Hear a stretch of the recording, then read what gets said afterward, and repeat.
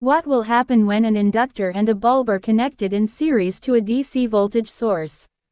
Inductor and bulb in series. The behavior of the circuit depends on the values of the inductor and the bulb's resistance. In general, the bulb resistor will light up and produce light, as it is designed to do when current flows through it. The inductor will resist changes in current flow. Initially, when the circuit is switched on, there might be a brief delay before the bulb reaches full brightness as the inductor builds up its magnetic field.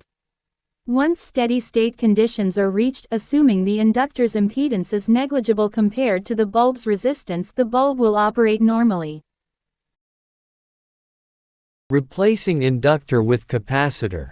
If you replace the inductor with a capacitor in a DC circuit, and assuming the capacitor is ideal, no resistance or leakage, the capacitor will charge up to the voltage of the DC source. Once fully charged, no current will flow through the circuit. As a result, the bulb will not light up because there is no current flowing through it. In practical terms, the capacitor will behave like an open circuit in a DC circuit after charging.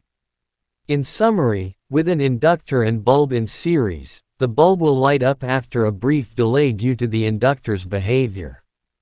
However, if the inductor is replaced with a capacitor, the capacitor will charge up and prevent current flow, causing the bulb not to light up.